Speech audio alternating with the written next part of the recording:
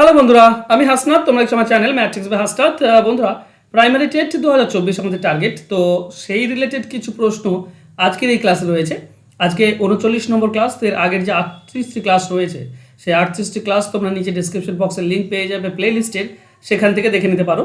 তো চলো শুরু করে আজকে ক্লাস।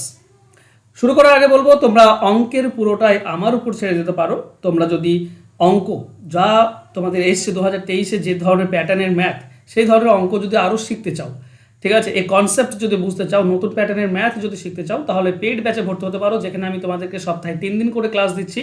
আর পরীক্ষা চলবে, ক্লাস চলবে একদম পরীক্ষা অবধি, ঠিক আছে। তো আমি তোমাদের সঙ্গে থাকবো পরীক্ষা পর্যন্ত। তোমাদেরকে যা কিছু লাগে অঙ্কের কন্টেন্ট, পেডাগোগি, সমস্ত কিছু কিন্তু তোমরা এই ব্যাচে পেয়ে যাবে মাত্র 399 টাকা দিয়ে। তো তোমরা যদি অঙ্ক শিখতে চাইছো, চ্যাপ্টার ধরে সাজেশন চাইছো এবং নতুন প্যাটার্নের ম্যাথ শিখতে চাইছো, তাহলে তোমরা ভর্তি হতে পারো এই ব্যাচে, ঠিক আছে। ফোন নাম্বার দেওয়া আছে, তোমরা যোগাযোগ করে নিও। চলো শুরু করে আজকে ক্লাস। প্রথম প্রশ্ন এরকম রয়েছে, নিচের কোনটি পাঠ্যক্রমের গতানুগতিক ধারণার পরিচয় নয়? গতানুগতিক যে ধারণা পাঠ্যক্রমের, তার পরিচয় নয় কোনটি?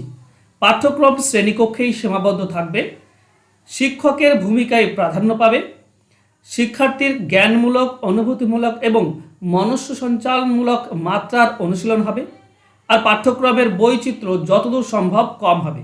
তো পাঠ্যক্রমের যে গতানুগতিক ধারণা, তার পরিচয় নয় যেটা, সেটা অ্যান্সার তোমাদেরকে চুজ করতে হবে ABCD এর মধ্যে।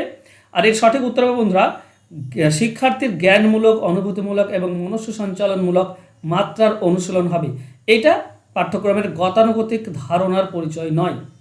তাছাড়া আমরা পাঠ্যক্রম বলতে কি বুঝি? শ্রেণীকক্ষেই থাকে পাঠ্যক্রম, তো শ্রেণীর মধ্যেই সীমাবদ্ধ, কারণ পাঠ্যক্রম প্রত্যেকটা আলাদা হয়, প্রত্যেক শ্রেণীতে আলাদা আলাদা পাঠ্যক্রম হয়, তাই না?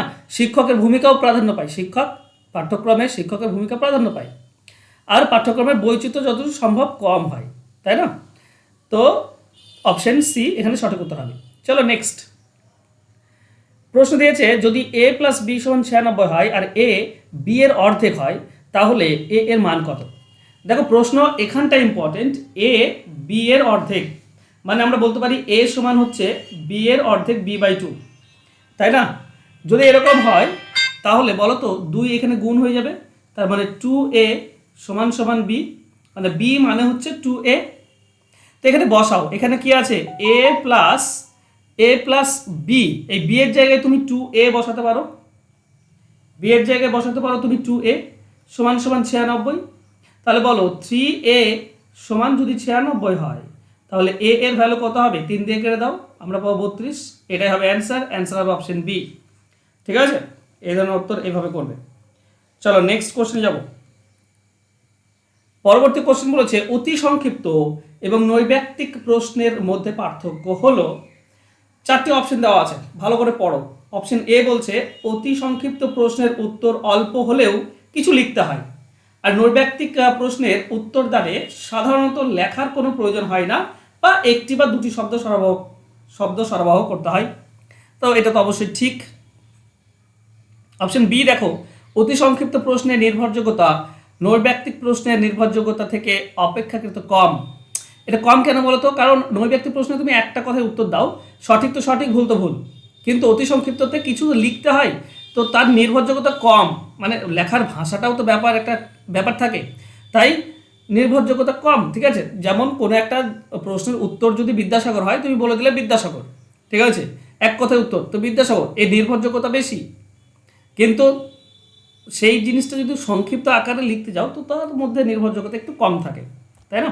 চলো নেক্সট সি, অতি সংক্ষিপ্ত প্রশ্নের উত্তর থেকে উত্তরদাতার ভাষার ব্যবহারের দক্ষতা সম্পর্কে পরিচয় পাওয়া যায়। অবশ্যই, যেহেতু আমরা একটু লিখি, তাই ভাষার ব্যবহারের যে দক্ষতা, সেটার পরিচয় একটু পাওয়া যায়, কিন্তু নৈর্ব্যক্তিতে সেটা সম্ভব নয়।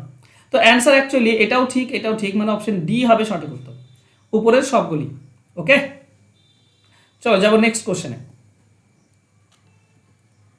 পরবর্তী প্রশ্ন বলেছে, 999 × 99 × 9 ভাগ 99 ভাগ 9 ভাগ 3 এর মান কত হবে? দেখো, ভাগের কাজ আগে করতে হয়, তার মানে যেগুলো আছে সেগুলো লিখে দাও। 999 × 99 × 9। এবার ভাগটা আছে, এই ভাগটা যদি তুমি গুণ করে দাও, তাহলে উল্টে যাবে। 99 নিচে কিছু নেই মানে 1 আছে, 9 নিচে কিছু নেই মানে 1 আছে, 3 নিচে কিছু নেই মানে 1 আছে। এটা গুণ করে দিলে উল্টে যাবে, 1/99 হয়ে যাবে। তারপরে আবার ভাগ আছে, গুণ করে দিলে 1/9 হয়ে যাবে, আর লাস্ট ভাগটাকে উল্টে দিলে তোমার 1/3 হয়ে যাবে। তো 99 সঙ্গে 99 কাটবে, 9 সঙ্গে 9 কেটে দাও, আর 3 দিয়ে যদি 900 এটা কাটো তুমি 333 পাচ্ছ। এটাই হচ্ছে অ্যান্সার, 333 অ্যান্সার হবে অপশন সি। চলো যাবো নেক্সট কোশ্চেনে। উচ্চ মাধ্যমিক স্তরে গণিত শিখন নিচের কোনটির সাথে সম্পর্কিত? ওকে, উচ্চ মাধ্যমিক স্তরে গণিত শিখন নিচের কোনটির সাথে সম্পর্কিত? প্রশ্ন হলো, অপশন দিয়েছে অপশন এ শুধুমাত্র সমস্যার সমাধান শিখন প্রযুক্তি লাভ, শিক্ষার্থীর অনেক নতুন গাণিতিক সূত্র এবং পরিভাষা জানতে পারবে, অনেক ধরনের অঙ্কের সমস্যার সমাধান পদ্ধতি এবং সমাধানগুলি মনে রাখতে পারবে, আর গাণিতিক ধারণাগুলি বোধগম্য হবে এবং গাণিতিক সমস্যাগুলি যুক্তির মাধ্যমে সমাধান করতে পারবে। আচ্ছা, উচ্চ মাধ্যমিক স্তর। ওকে, তো সঠিক উত্তর কোনটা হবে বন্ধুরা? দেখো, সঠিক উত্তর দেওয়া আছে অপশন ডি, গাণিতিক ধারণাগুলি বোধগম্য হবে এবং গাণিতিক সমস্যাগুলি যুক্তির মাধ্যমে সমাধান করতে পারবে। এটা যেহেতু উচ্চ মাধ্যমিক স্তর। চলো যাবো নেক্সট কোশ্চেন। দেওয়া আছে 5 + 5 + 5, নিচে দেওয়া আছে 7 + 7 + 7, মাইনাস উপরে দুটি 5 যোগফল, নিচে দুটি 7-এর যোগফল, প্লাস উপরে 5 নিচে 7। দেখো কত সহজ এবং সিম্পল ব্যাপার হচ্ছে।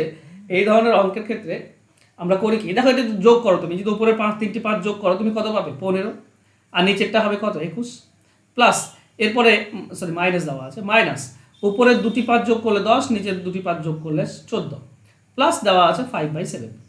দেখো এটা কাটতে পারো তুমি, এটা 3 দিয়ে কাটলে 7 হয়, এটা 3 দিয়ে কাটলে 5 হয়, আবার এটা 2 দিয়ে কাটলে 5 হয়, এটা 2 দিয়ে কাটলে 7 হয়, মানে 7 আছে। তো ব্যাপার হচ্ছে এটা প্রথম 5/7 মাইনাস 5/7 প্লাস 5/7 এটা দেওয়া আছে, তো একটা মাইনাস আর একটা প্লাস তো কাটবে, তাহলে একটাই থাকবে 5/7, এটাই হবে আমাদের অ্যান্সার। অ্যান্সার হবে অপশন সি। ক্লিয়ার? চলো যাবো নেক্সট কোশ্চেনে। একাধিক শিক্ষক যখন একই প্রশ্নোত্তরের খাতায় বিভিন্ন নম্বর দেয় তখন তাকে কি বলা হয়? নির্ভরযোগ্যতার অভাব, যথার্থতার অভাব, নৈর্ব্যক্তিকতার অভাব, না সবগুলি? তো একই খাতায় বিভিন্ন স্যার দেখছেন এবং বিভিন্ন নাম্বার দিচ্ছেন, তখন সেটা 3টি হবে, উপরের 3টিই হবে, মানে নির্ভরযোগ্যতার অভাব, যথার্থতার অভাব এবং নৈর্ব্যক্তিকতার অভাব, মানে অপশন ডি হবে এখানে সঠিক উত্তর, সবগুলি। চলো যাবো নেক্সট কোশ্চেনে।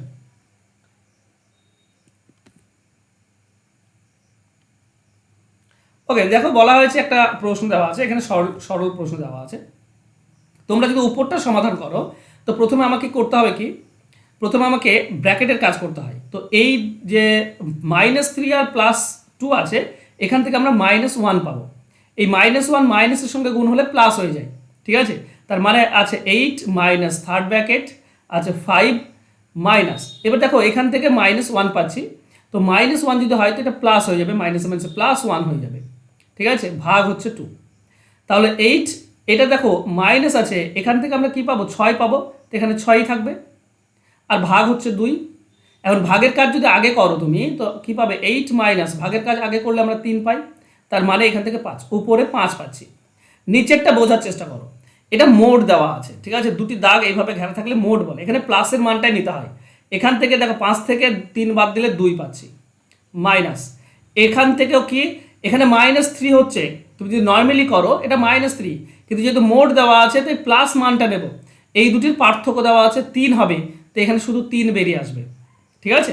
ভাগ লাস্টে রয়েছে 3, এখানে -3 হচ্ছে, আমি বুঝতে পারছি -3, কিন্তু তুমি প্লাসে মানটা নেবে, মাইনাস মান নেবে না, ঠিক আছে? একবার প্লাস একবার মাইনাস নিতে হয়, তো প্লাসের মানটা নেবে তুমি। ওকে, তাহলে তুমি পাবে 2 মাইনাস এইটা ভাগ করলে 1, তো 2 থেকে 1 বাদ দিলে 1 হয়, নিচে পাবে 1, তাহলে উপরে হচ্ছে 5 আর নিচে হচ্ছে 1, তার মানে 5, এটাই হবে অ্যান্সার। অ্যান্সার হবে অপশন ডি। ক্লিয়ার? চলে যাব নেক্সট কোশ্চেনে। কোঠারি কমিশন আচ্ছা, গণিত শিক্ষার উদ্দেশ্যে জড়িত, কোন গণিত শিক্ষার উদ্দেশ্যে জড়িত কোঠারি কমিশন? কৃষ্টিমূলক দিকের সঙ্গে, শৃঙ্খলামূলক জ্ঞানমূলক ব্যবহারের সঙ্গে, না উপরের সবগুলি? তো অবশ্যই এগুলো উপরের সবগুলি হবে, তো অপশন ডি হবে সঠিক উত্তর। চলো যাব নেক্সট কোশ্চেনে।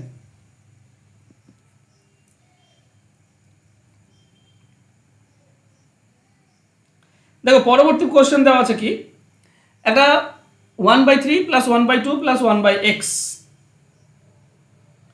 তাহলে x এর ভ্যালু কত?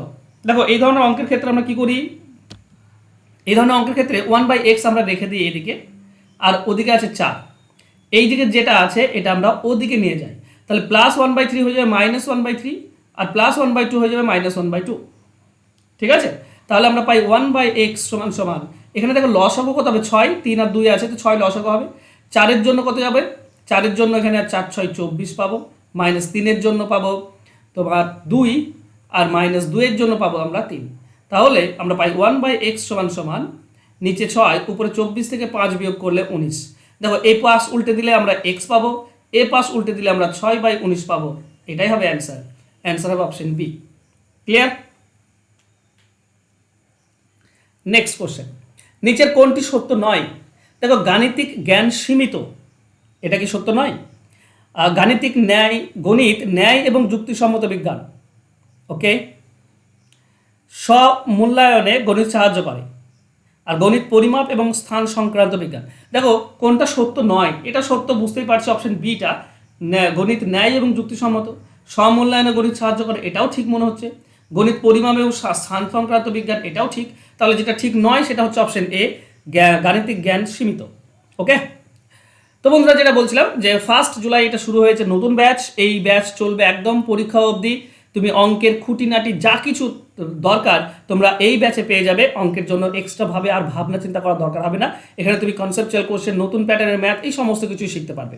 যদি শিখতে চাও তাহলে ফোন নাম্বার দেওয়া আছে, জাস্ট যোগাযোগ করে নিও। পরীক্ষা অবধি ক্লাস চলবে, live class, recorded class, PDF file, এই সমস্ত কিছু তোমরা পেয়ে যাবে। ওকে, থ্যাংক ইউ সো মাচ বন্ধুরা আজকে আমার সঙ্গে জুড়ে থাকার জন্য। দেখা হচ্ছে নেক্সট ক্লাসে, ততক্ষণ ভালো থেকো, সুস্থ থেকো, ধন্যবাদ।